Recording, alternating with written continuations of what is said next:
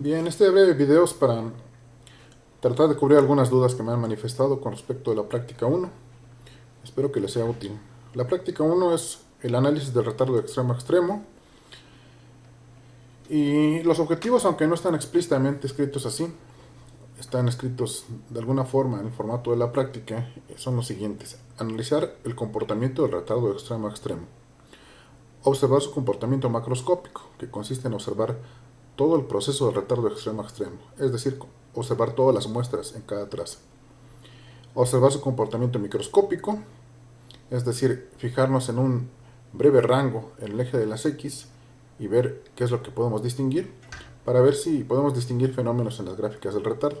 ¿Cuáles fenómenos? Pues de los que hemos venido hablando durante todo el curso, que son los fenómenos debidos al mecanismo del mejor esfuerzo que presta Internet.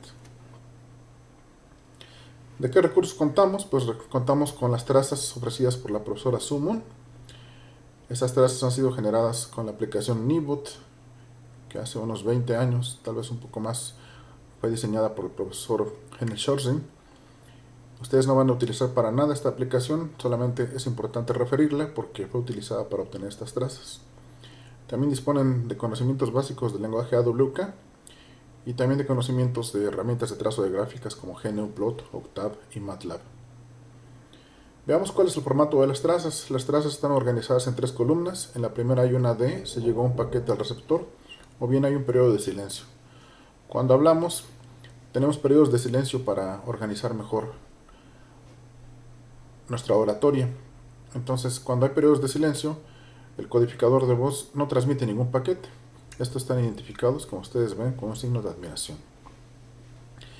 La segunda y tercera columnas muestran respectivamente la estampa de tiempo del receptor y la estampa de tiempo del transmisor. Cada paquete lleva un instante en el cual fue transmitido, como está en la tercera columna, y un instante en el cual fue recibido. Intuitivamente pensamos que si restamos estos dos valores podríamos obtener el retardo de extremo a extremo, lo cual no es necesariamente cierto porque los dispositivos emisor y receptor no necesariamente están sincronizados, es decir, no marcan el mismo tiempo, lo cual es lo más natural en Internet. Entonces lo que se sugiere en la práctica es de que ustedes encuentren la diferencia mínima entre estos dos en todas las trazas y después la resten para aplicar la ecuación 1 y la ecuación 2. La ecuación 1 les encuentra el retardo de extremo a extremo que van a trazar en el eje de las Y y la ecuación 2 el tiempo de la sesión. El tiempo de la sesión lo va a estar marcando el emisor. Esta estampa de tiempo, la primera, TT0, la primera estampa de tiempo del transmisor, es cuando arranca el conteo del tiempo. De ahí en adelante el tiempo va avanzando constantemente y entonces lo que tendrán que hacer será restar de estos valores el valor de la estampa inicial del tiempo. ¿Qué es lo que hay que hacer en la práctica? Pues se les piden scripts AWK para encontrar el número de frases, el número de paquetes y la diferencia mínima entre esos dos parámetros, como veíamos, para después restarla y obtener el valor en segundos, como lo indica la ecuación 1. Se les pide también scripts AWK para generar el eje de las X, que es el tiempo de la sesión, el tiempo de cada llamada en cada traza y el retardo de extremo a extremo en cada traza. Y también un script para calcular el retardo de extremo a extremo. ¿Qué es lo que les sugiero para poder proceder adecuadamente o cómodamente en esta práctica? Primero que generen una tabla de estadísticas. Esta es una tabla incompleta porque ustedes verán que en la práctica se les piden más estadísticas, pero son las estadísticas básicas para que ustedes obtengan sus gráficas. En la primera columna está el número de traza, hay 6 trazas. Aquí supongo que ya encontraron la diferencia mínima entre la columna 2 y la columna 3, una para cada traza. Y finalmente en la tercera columna pongo la primera estampa del tiempo del transmisor, que va a ser el inicio del conteo del tiempo, va a ser fundamental. Entonces con un script como el que les muestro a continuación, ustedes podrían obtener cada una de las gráficas a gran escala.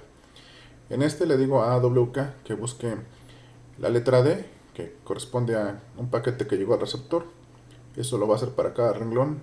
Y que imprima la diferencia de las columnas 2 y 3 menos el mínimo que ustedes ya encontraron previamente. Y que lo dividen entre 8000 para que encuentren la ecuación 1.